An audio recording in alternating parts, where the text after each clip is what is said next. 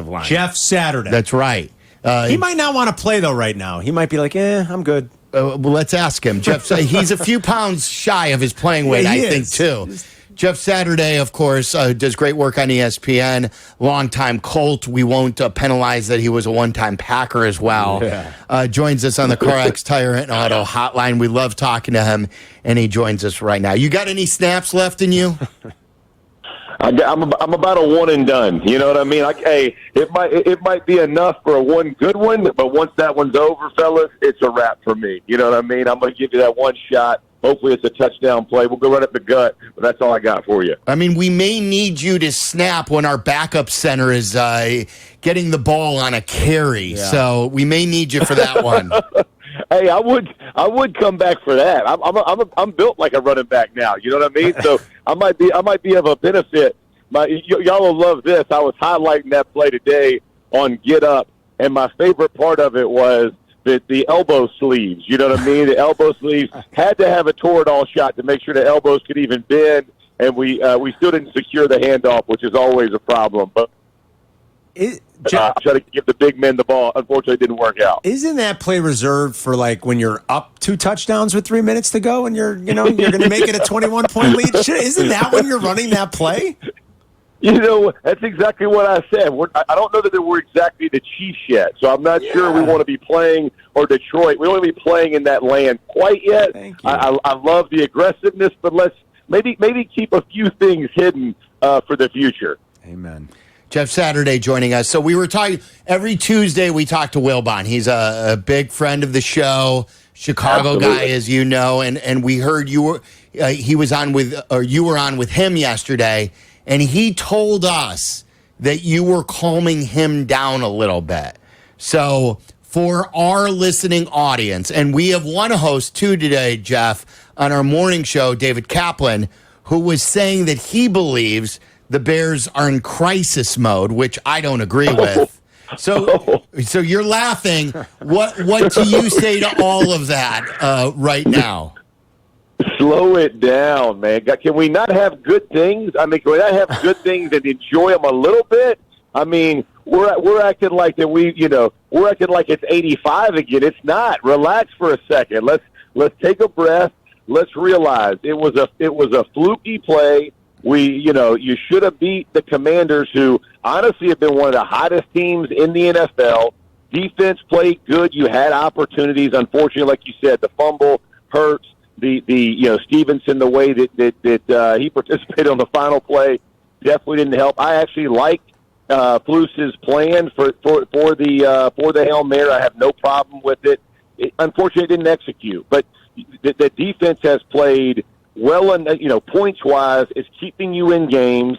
Williams is looking significantly better as the season's progressing. And there's still areas of improvement, obviously, but man, golly, where you're sitting, you got 2 winnable games coming up before you hit really probably the most difficult schedule in the NFL, honestly, for the last bit. But I'll tell you right now, I did not expect the Bears to be where they are. And really, if you say they could have won this last one, sitting at 5 wins, 4 wins now, obviously, with a chance to be 6 wins halfway through the season, man, that's golly. Can we not take a break and go, it's really hard in one of the best divisions, if not the best division in football, and we're going the right way. That's what I would tell all my fans. Before we get into the X's and O's and some of the schematic decisions about the last play, you played over 200 games in the NFL and countless others in college. Have you ever seen anything even close to what Tyrique Stevenson was doing while the ball was snapped and a play was happening? No is the answer? This past week, no chance, bro. Okay, no, not even a little bit. And the simple follow-up is, what do you do about it? I know this wasn't insubordination where, Romeo Doubs got suspended for a game earlier this year. Well, that was more not a guy being a knucklehead on the field, but that was insubordination. I get it. They are different, Jeff. I understand that. What do you do about it, though, when it happens on a professional field? Yeah, I could see them, sitting him maybe for a half, sitting him maybe for a game, making him earn his spot back potentially. If they have a guy they feel like, I know he was battling, I think, in training camp. If whoever's playing behind him, if you really feel like this is a pattern of behavior. But I would say that to me would be the escalator in this conversation. If I felt like, hey, this guy does this a lot, I feel like he's always pressing it, and this one just finally got us, I would probably make that move. If not, the way that he's handled it with my team would speak volumes. I felt like he was truly repentant of what he said and how he handled it with the team. You kind of go, hey, we got to move on. We're going to be better for it. Hopefully everybody's learning from this. If you're a Flus man, you got a young team to get in there and go, hey, this is why the details matter. I mean, you can literally flip this and make it all about the devils and the details. So I think there could be some good. Now, it ain't getting you a win. So I understand when people are pissed, and I get it. I am too, and I would be as a fan. But it's salvageable, right? This is not one that you would just go, hey, I'm writing the kid off all the way. And again, unless this was, if I've been in that locker room, I felt like it was a pattern of behavior, then maybe I do something a little different. If you were on the Bears, and we're talking to Jeff Saturday, it's Waddle and Silvy, Waddle's out, Carm's in on ESPN 1000. If you were on the Bears and you had the tenure like you had on the Colts, but you just happened to be a Bears player, and you had some of the other veterans that you had on that Colts team, how would you guys have handled it as veteran leaders inside the locker room? Oh yeah, we're having a sit down, right? We're having a sit down of, hey, this is what it's going to look like from here on out. From you're toting a very tight line. You're going to be the leader that we've all wanted, because the way that you practice, the way that you handle yourself in meetings, the way you handle yourself, before games, after games, all the way, it's going to be a model citizen. Otherwise, we used to have this saying in Indy, otherwise you're just telling us you just don't want to be a Colt. You can go be another player somewhere else. We wish you the absolute best. You just don't want to be a Colt, because this is how we do things. And so if I'm a Bears, if I'm Krutz back in the day, I'm sure that's the conversation they're having. You know what I mean? You're having a true sit down of, you cost us, man, and you're costing us all money. And let's be real. You know what I mean? Let's be real of what this is. This is professional football, man. We're here for a reason. Winning gets us all taken care of. And this won't happen again. And I think that's the conversation I would have. Jeff, and that's what I said to Waddle yesterday, and I covered, Krutz, I covered Urlacher. It was their locker room back in the day. And sometimes, is it better handled internally with the players than even with the coach? Absolutely. Listen, there's not a breath of hesitation when I say that. We were a player-led organization. We did not need, we didn't need coaches for rah-rah. We didn't need coaches for motivation. We didn't come in. We understood what we were there for, what our job was, and we held each other accountable. I mean, I can't tell you how many conversations I had with other offensive linemen or other players of, hey, you're not pulling your weight, man. And if you ain't, we got to find somebody who will. And those aren't easy conversations, but I will assure you, your peers respect that, and they respect the fact that it's you coming to them and not a coach. Because, again, the relationships in the NFL with the coaches, it's different. I don't think fans always know. It's much more like a peer than it is, back in high school or college. You usually call them coach, right? I mean, you call them by their first name. They call you. It's just a different relationship. It's a bunch of grown men working together for a similar goal.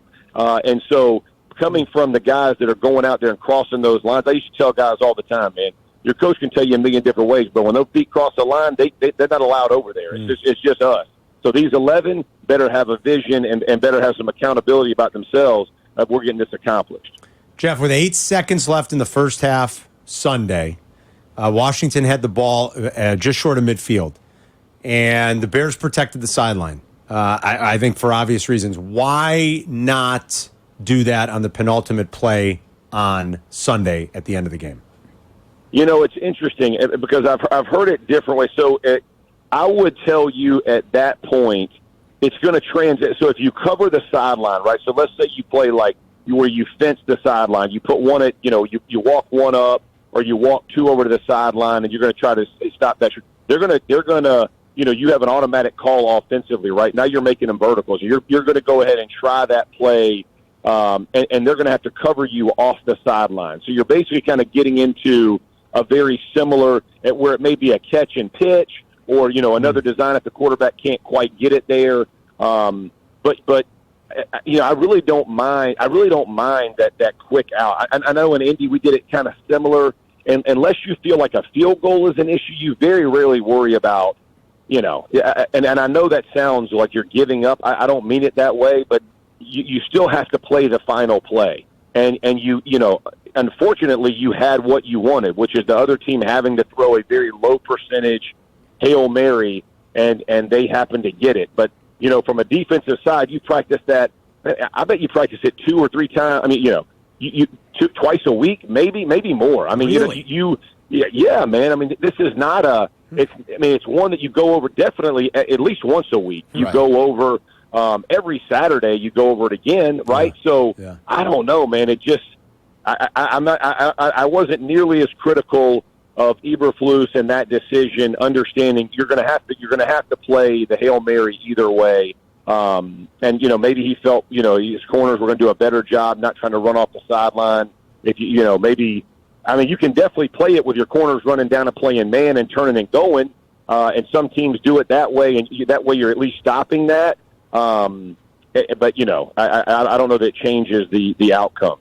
I was so disappointed in you. Like in here, let me paint the picture for you, Jeff. Like, you're one of my favorite analysts. I watch Get Up every single morning. I know all the crews on all the specific days. Oh, yeah. I go way back with Greeny. I'm on my treadmill, and I'm like, okay, here's Dominique, here's Saturday, and they're gonna give me good insight. Saturday's gonna make me laugh with his pancakes later in the show, and they're gonna rip the Bears for not only the Hail Mary and all the other goofy stuff, the handoff, but then they're gonna rip them for the play before the play. And then you and Foxworth are like, it didn't matter, and I can't believe you said that. It's 13 yards. It becomes so much of a harder play. If they don't give up those 13, I just couldn't believe you say that. Yeah, it's again, it's one of those. If you bring your corners down, do they even? I mean, who knows? Who knows if they still try to throw it? If they don't, but it wasn't like it to me. It didn't make it that much. You have the best, basically the highest percentage play of your victory as a defensive player. And they blew it, bro. And they blew it because a guy for 5 seconds is looking in the stand, and then he loses his mind and runs over and doesn't even do it. Even if he would have gotten himself back and figured out, okay, wait a minute, here's my job. Now I'm going to go do what I'm supposed to do. You still don't lose. I mean, he couldn't have screwed it up more. And to blame that on strategy, it's just hard for me, man. It's just, the reality is sometimes players blow it. And that was one of those situations. I argued a little bit with my normal host, who's a 10-year NFL defensive veteran, with Yurko, about the spy. And some thought, Flus said he more had Eckler. And, in real time, I think a lot of us just assume, well, he was spying Jaden Daniels.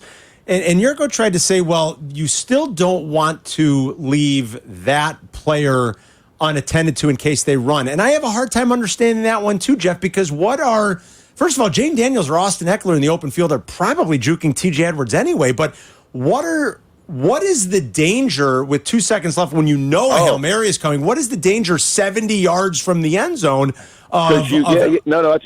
That's a great, listen, there's a trail play, right? So let's say you don't bring that guy in, right? And he blitzes, right? He trigger blitzes because the back, and he dumps it to Eckler. Yeah. Daniels is going to follow him. So now, you got Daniels in the open field with Eckler with the ability to pitch, right? It's not like the lineman play where you're going to, hey, we got 5 linemen, we're going to try to get it to him. Now you got 2 like real dudes who you're like, holy crap, like, They got 55, they got 50 plus yards of width, and we got 7 dudes back here trying to box out, and now all these guys can become blockers on us. It doesn't take a whole lot to make it a melee. You know what I mean? With 2 really good athletes sprinting down the field. So again, I don't have really the reason, and because we did a very similar one in Indy. But we did the backer, if the back blocked on the end, like if he didn't try to fit up in the middle, but like faded out to chip on the end, then that backer would trigger blitz to get outside to make sure he couldn't get outside contained and take his shot, right? But if the back fed in the middle, he would do the same thing where he would sit and check for that little catch and pitch. Because again, now you got Eckler and Daniels. I mean, you want those two dudes in the open field, and five guys now back in the back who are at basically heels at the goal line, and you got receivers who can block now because it's a run. It just and you got big guys who have been running around, and they're exhausted to turn around and come chase. Yeah, I mean, I don't think it was nearly strategically a blunder that people think. It was just a player not doing the right thing, man. And again, you can coach it a million different ways. I'm going to blitz him. I'm going to do all this. Unfortunately, one guy made two mistakes, and that 10 did it right and one didn't. And NFL, man, that costs you. All right, before we let you go, you mentioned dudes, that term dude. In 06, obviously, you guys had the dude. We had Rex. Do the Bears finally have a dude now at quarterback? Yes, they do. Yes, they do. It's been fun to watch because I know he started slow, but I like his game. I like what the team is doing. I think he's learning. Again, now when everybody compares him to Jaden Daniels and how the Commanders are playing, it's hard, right? Because but I think Williams is going to catch in that same kind of vein. He's going to figure this thing out, and they got a bright future, man. I really believe that. And the worst news for me, if I was a Bears fan, is everybody in my division's freaking legit. Yeah. But other than that, we're finally going to be legit too, right? Like we're going to be a team that people are fearful to come play because we can play tight defense, we can make some plays, we got some receivers who can do some things, and we got a QB who can break you off. And that's people again should be very excited about the position that the Bears have put themselves in. Jeff, always great to catch up with you. Thanks for joining us today. Loved it, man. Y'all take care. Thanks. All right, Jeff. Jeff Saturday. I like him on TV. He's so good. He's good. I like the pancakes. I'm with you. Yeah, I like the pancakes are fun. Yeah, it's good. We don't agree though on the spy or the second to last play, but that's the way it is. Like the guys who played for Belichick, which we played earlier in the week, they said no cheap five. Like Saturday and the Colts guys see it differently. I don't know what Dungy would say. I guarantee on offense, if Peyton Manning and Jeff Saturday saw we're going to get a free 10 here, they're taking it and liking it. Oh, yeah, of course. Dan Quinn said it. Like, I thought that was the biggest indictment when Dan Quinn says that was the biggest, like the two plays before the Hail Mary were the biggest. Like, he knows it. So that's right. Yeah. You had the timeout, so you were able to work the whole field because you could stop the clock. They got 11 yards. And then, and I get it. The Bears could have scored without the fade, and they still would have had a timeout. I do understand that, but you didn't even make it a possibility. What if you did get stopped at the goal line and they had to burn that last timeout? Yeah, it would have been great. That's an 11-yard chunk where they can't use the middle of the field. Of course. That's why you just don't throw it. Another one, yeah. Rodney in Virginia, you're on ESPN 1000. What's up, Rodney? Hey, fellas. How are you guys doing? We're good. Hi. So I just wanted to talk a little bit about what you talked about yesterday, Silvy. And you were reading my mind as far as memories this game will hold. So I was at the game Sunday. Okay. And that catch happened literally right in front of me. And I was five rows in the end zone where that guy made that catch. Did you, Rodney, let me interrupt really quick. Could you see in real time Tyrique Stevenson goofing around like he was? Good question. No, actually, I was on the other side on the end zone from where that happened. Oh, wow. I didn't. So you were on the Bears side. I didn't see that until like when I stopped at a rest stop. Yeah. Because I'm from Virginia, and I've only been to maybe, I think this was like my fifth Bears game I've ever been to in person. And for me, as far as memories, this is going to be the inverse of my very first Bears game I ever went to in Chicago. I was at the Mike Brown pick six game against San Francisco. And I was actually kind of same thing. I was in that area where Mike Brown returned that interception into the end zone. And to see that right then, one of my happiest Bears moments. Of course. And now I get to see this, and it's like, oh, my God, this really sucks. Yeah. And especially, a lot of my friends are Washington fans. My coworkers are Washington fans, and they were, busting my chops the last couple of days about it. And so, yeah, when you talked about yesterday as far as memories and losses and, games that we've seen, this one hits pretty hard for me, being that I was there in person, to see it right there. Look, this one's going to live, especially the Stevenson aspect, will live in NFL infamy. It will.